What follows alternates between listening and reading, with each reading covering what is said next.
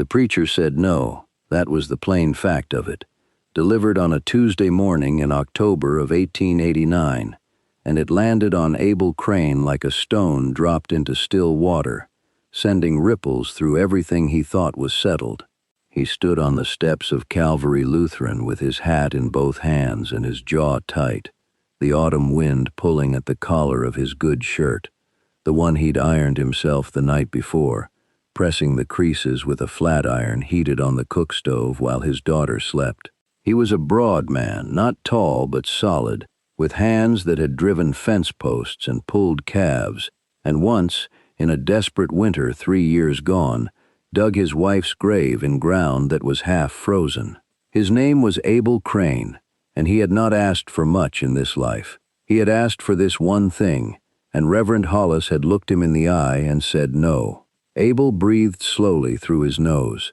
He would not argue. He would not raise his voice on church steps. He put his hat back on his head, turned from the door, and walked down the 3 wooden stairs to where his wagon waited, and where the other half of this situation was sitting on the wagon seat with her carpet bag at her feet and his daughter in her lap.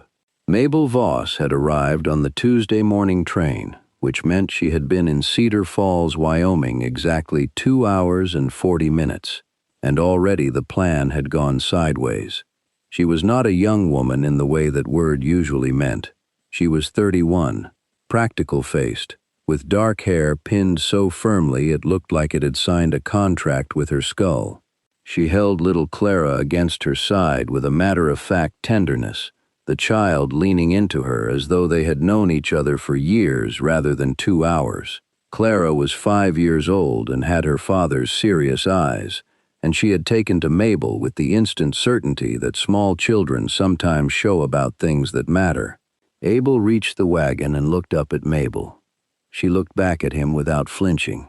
He said no, Abel told her. Mabel said, I heard. Clara looked between them. What does no mean? She asked. What it meant was this.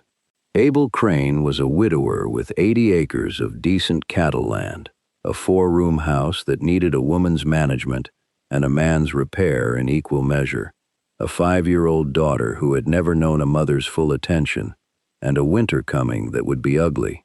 The former arrangement, his sister helping out, had ended when his sister married and moved to Laramie.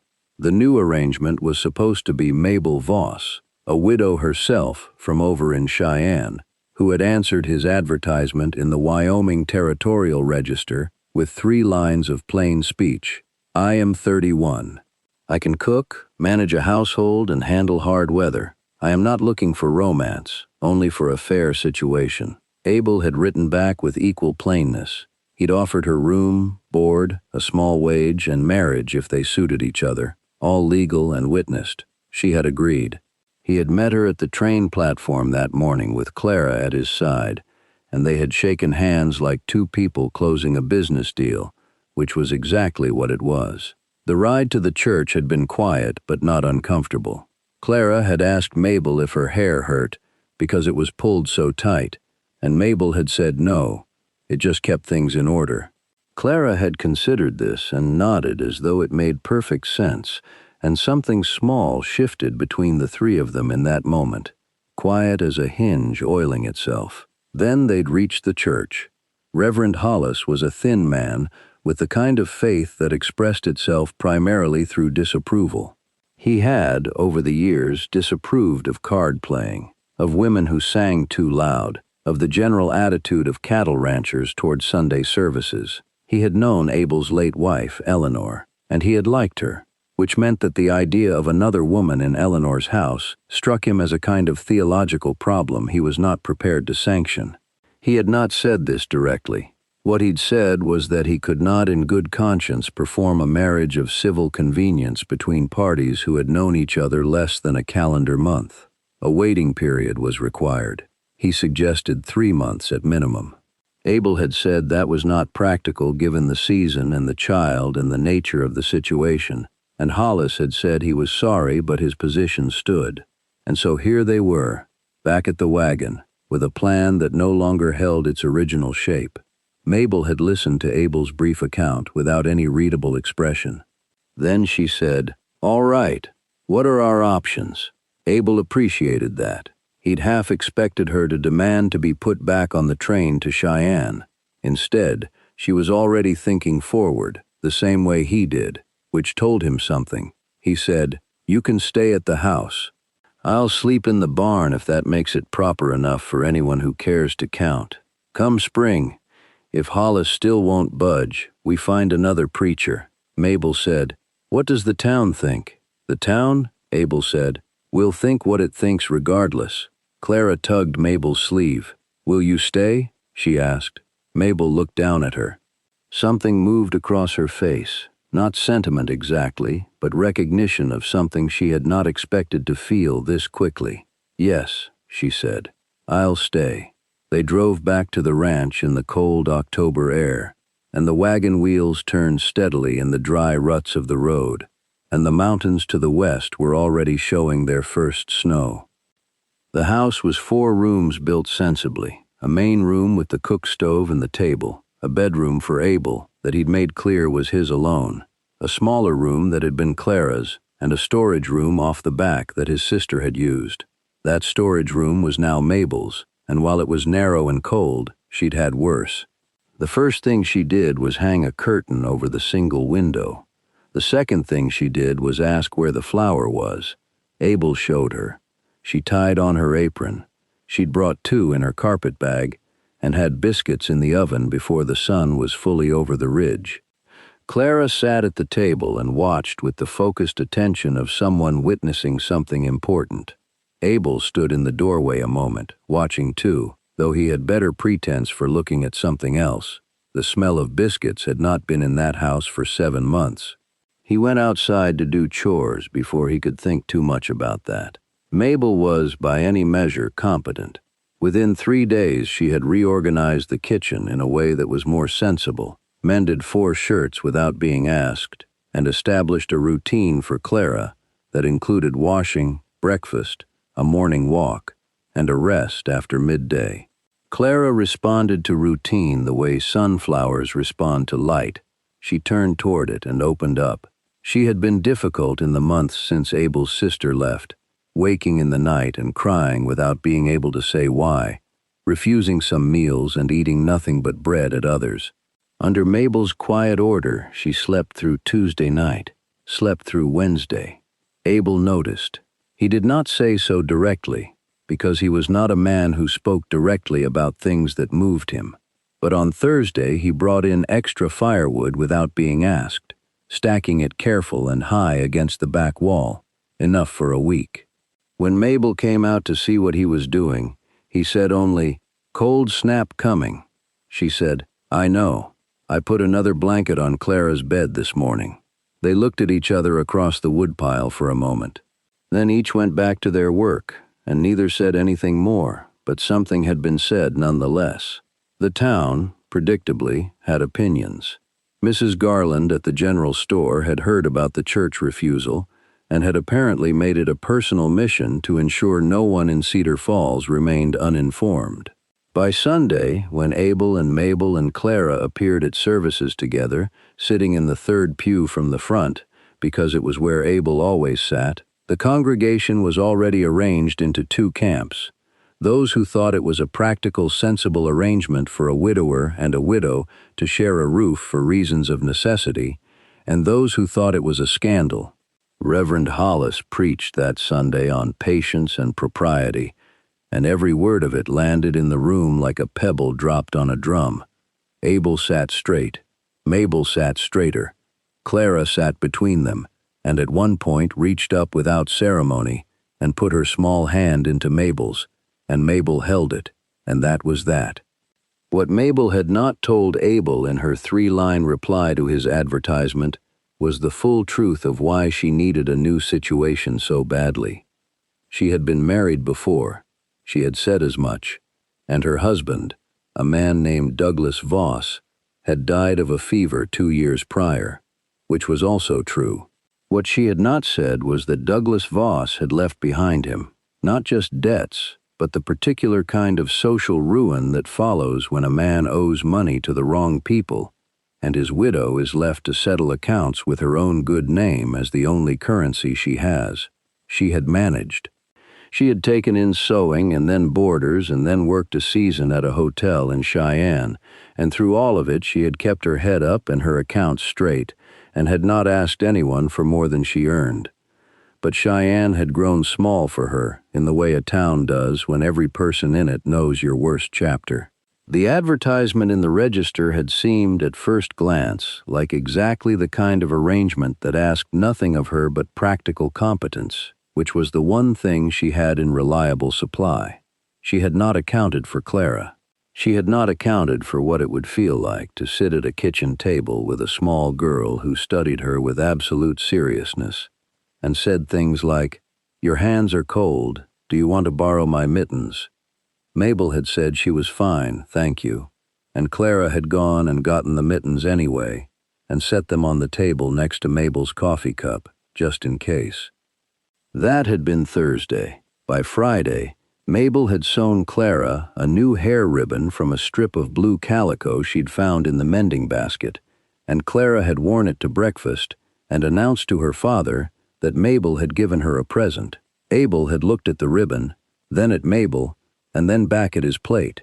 He said, "It suits you, Bug." Clara touched the ribbon carefully. "I know," she said. The external world did not leave them to their quiet adjustments for long. October moved into November, and with it came a visit from Harlan Cross, who ran the Cross Land and Cattle Company out of Casper, and who had been attempting, with increasing pressure, to buy Abel's eastern 40 acres. Cross was not a violent man. He was something more persistent than violent. He was a man who believed that every person had a price, and that his job was simply to locate it. He arrived on a gray November morning in a good coat and a closed-top buggy, which in itself was a statement about what he thought of the difference between himself and Abel. Abel met him in the yard. Mabel, inside, heard the buggy come and made no show of watching, but she moved to where she could see out the window, because she was not a fool, and the sound of a city buggy on a ranch road in November meant something, and she wanted to know what. Cross offered a number for the 40 acres. Abel said no. Cross said the number again, as if Abel might not have heard it properly. Abel said he heard it fine, and the answer was no. Cross looked at the house and said that a man in Abel's position, a single father, now apparently living in an irregular domestic situation, according to what the town was saying, might find it useful to have cash in hand rather than a legal complication hanging over his head. Abel said, very quietly, that Cross could get back in his buggy. Cross smiled, which was worse than if he'd been angry, and said he'd be back in the spring, and that numbers had a way of looking different after a hard winter. Then he turned his buggy around and went back the way he'd come. Abel stood in the yard until the buggy was out of sight. Then he went inside. Mabel had the coffee on and said nothing. She put a cup in front of him, and he sat down and drank it, and eventually said, "He wants the East 40. Mabel said, "I know, I heard." There was a silence. Then she said, "Is the East 40 good land?" "It's the best pasture I have," Abel said.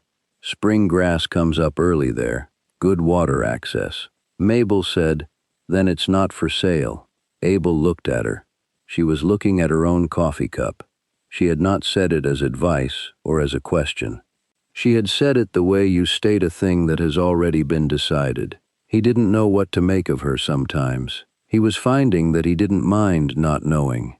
November hardened into December, and with December came a blizzard that shut the road for 4 days.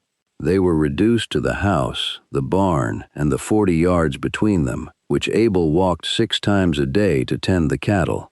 Mabel moved the routine indoors without complaint, found ways to keep Clara occupied, and rationed the supplies with the sort of calm precision that suggested she had been through worse.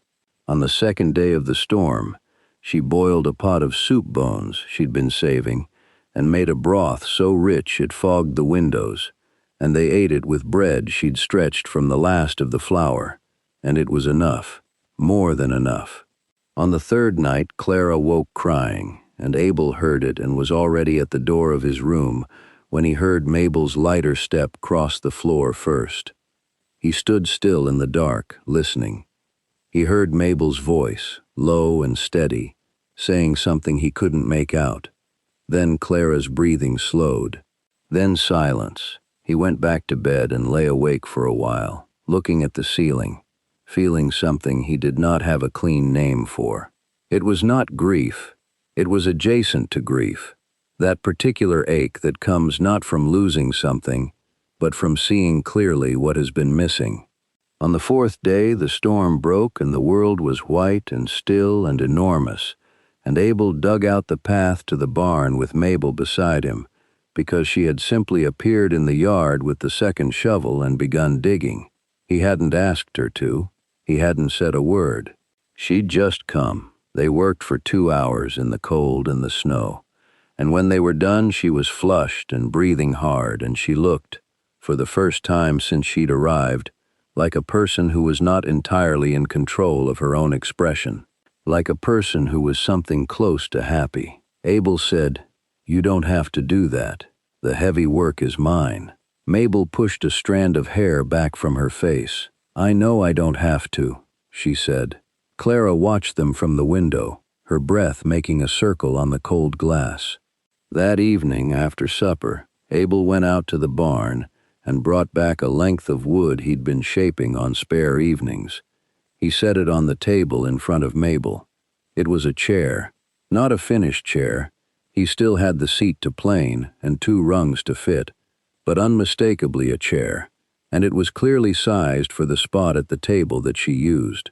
The existing chairs were old, Abel's and Clara's, and one that had been meant for Eleanor and that Mabel had been too polite to use.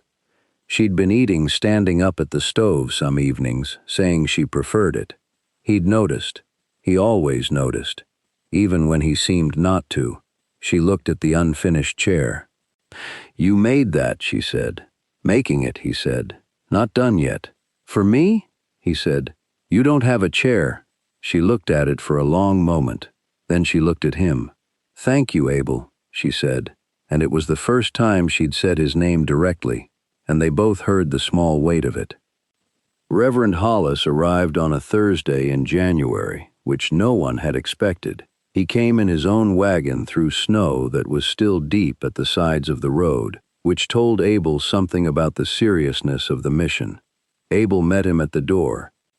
Hollis asked if they might speak privately, and Abel said there was no need for that whatever Hollis had to say could be said with Mabel present, because she was as much a part of the situation as anyone, and he was not in the habit of conducting her business without her knowledge.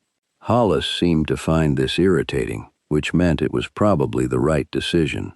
He came in and sat at the table. Mabel put coffee in front of him, with the same even grace she put it everywhere. Clara was at the table with her slate board, drawing something with great concentration. Hollis said that he had been thinking about his position, and that several members of the congregation had spoken to him, and that he had come to believe he may have acted with less charity than his office required. Abel waited. Hollis said that the living arrangement, while irregular, appeared to be a sincere and dignified effort on both parties' parts, and that prolonging the irregular status of things served no one, and in fact created more occasion for gossip than it prevented. He said that if both parties were still agreeable, he was prepared to perform the ceremony at the church on the following Saturday. Abel looked at Mabel. Mabel said, "You've changed your mind then." Hollis said he had come to see the situation more clearly. Yes. Clara looked up from her slate. She had a way of listening to adult conversation that suggested she absorbed more of it than anyone realized. She said, in her direct and carrying voice, "Reverend Hollis, why did you say no before?" The room went very quiet. Hollis looked at the child with the expression of a man who had not expected to be questioned by someone this height. He said that he had been worried about what was proper. Clara considered him with great seriousness. She said, "But Mabel is nice. She made my ribbon, and she sings to me when I'm scared." Hollis looked at the blue calico ribbon in Clara's hair. He looked at Mabel. He looked at Abel. The plainness of the child's testimony landed in the room the way plain truth tends to, without drama, without ornament, and impossible to argue with. Hollis cleared his throat. He said, "Yes, I see that now." Abel said, "Saturday." Hollis said, "Saturday." He finished his coffee and left, and before the door was fully shut behind him, Clara had gone back to her drawing. Mabel stood at the stove with her back turned, and Abel could see the set of her shoulders, the particular stillness of someone who is working hard to stay composed. He crossed the room and stood behind her and said quietly, "All right?" She turned around. Her eyes were bright, though she was clearly refusing to let them be anything more than bright, which he understood completely, because he was exactly the same way. She said, "I'm perfectly all right." He said, "Good." He did not move away. She did not step back. They stood in the kitchen of the house that was becoming a home, with Clara humming softly over her drawing, and the wood stove throwing its steady warmth, and the winter outside beginning, only beginning, but beginning nonetheless, to hint at the fact that it could not last forever. The ceremony on Saturday was plain and brief, which was how both of them wanted it. Mabel wore her good blue dress, the one she'd brought in the carpet bag, and Abel wore the good shirt again, freshly ironed a second time. Clara wore the blue ribbon and her Sunday boots and stood between them at the altar with her hands folded, and her expression one of profound satisfaction, as if she had arranged this herself, and was pleased with how it had come out. Hollis performed the ceremony without embellishment. When it reached the part where the vows were spoken, Abel said his clearly and without looking at the floor, which Mabel had not been sure he would manage, because she'd seen what it cost him to speak of lasting things. She said her own clearly in return. When Hollis said Abel might kiss his bride, there was a breath of a pause, and then Abel leaned in and put the gentlest possible press of his mouth to her cheek, because they were not yet people who kissed on the mouth in front of witnesses, and she understood that completely. What she had not expected was that he would then, very quietly, say into the small space beside her ear, "Thank you for staying." That undid her more than any declaration of love might have, because it was true, in a way, declarations rarely are. She had stayed. He had noticed. That was everything in the end. After the ceremony, there was a small gathering, because even the most skeptical of Cedar Falls was not going to miss a social occasion, and Mrs. Garland from the general store brought a dried apple cake, which was a peace offering as much as a dessert. The school teacher, a young woman named Miss Pruitt, told Mabel quietly that Clara was going to be ready for school come spring, and that she thought she'd do very well. Abel heard that and looked at his boots for a moment, with a smile he was not quite fast enough to hide. That evening, back at the house, Mabel finished the washing up while Abel put Clara to bed. She could hear him reading to her, his low voice moving through some story, and Clara asking questions that interrupted the story every other sentence, and Abel answering each one with patience. Mabel dried the last dish and set it on the shelf, a new shelf Abel had put up 2 weeks ago, just where she'd said she needed one, and she stood in the quiet kitchen and looked at the finished chair at the table, her chair, and the shelf above the stove, and the blue ribbon Clara had left on the windowsill, and she felt, for the first time in 2 years, that she was standing in a place that was hers, not borrowed, not provisional, hers. Abel came back into the kitchen and said Clara was asleep. Mabel said that was good. He sat down and she poured 2 cups of coffee and brought them to the table and sat in her chair, and they drank their coffee in the comfortable quiet of 2 people who did not need to fill all the silence, and outside the January wind moved around the corners of the house, steady and cold, and inside it was warm. Spring came the way it always does in Wyoming, gradually and then suddenly, the snow retreating up the hillsides, the East 40 going green first, the way Abel always said it did.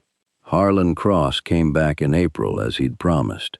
in his good coat and his closed-top buggy, and found Abel in the yard with Mabel beside him and Clara at Mabel's side, the three of them looking at something in the garden Mabel had staked out along the south wall.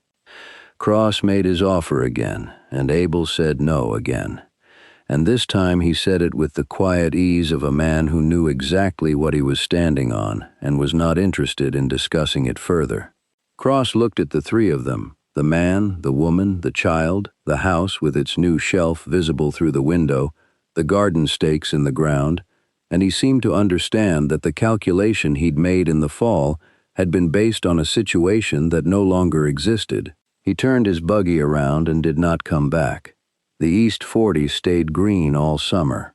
Clara started school in May and came home every afternoon with opinions about everything her teacher had said, which she delivered at supper with great authority. She learned to write her name, Clara Crane, and brought the paper home to show her parents, holding it out to both of them at once, so they had to take it together. Abel kept that paper. He put it on the shelf above the stove, next to the blue ribbon that lived there permanently now, and there it stayed. Mabel, for her part, had written one letter to Cheyenne, to a woman who had been her friend and who deserved to know that she was well.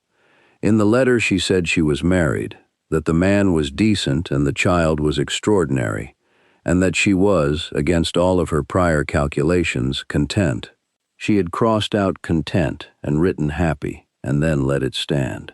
You never know, in this life, what form a second chance will take. It does not always look the way you imagined. Sometimes it looks like a 3-line advertisement in a territorial newspaper. Sometimes it looks like a child holding out a pair of mittens for hands she decided were cold. Sometimes it looks like an unfinished chair set on a table to say, "Here is your place, stay." And if you are paying attention, if you are not so weighted down by what has been lost that you cannot see what is being offered, you will recognize it for what it is. A home is not built in a ceremony. It is built in the early mornings and the long winters and the shoveling out and the soup made from bones and the ribbon stitched from a scrap. It is built in the small voice of a child asking a preacher to explain himself, and in the preacher who, to his credit, eventually found his answer. To those of you listening tonight, if there is someone in your life who set a chair at a table for you, who noticed that you were standing when you should have been sitting, tell us about them in the comments below. We would love to know your story, and if tales like this one speak to the country in your heart, please subscribe so you never miss another journey into the Old West. Good night. God bless you and yours, wherever you lay your head.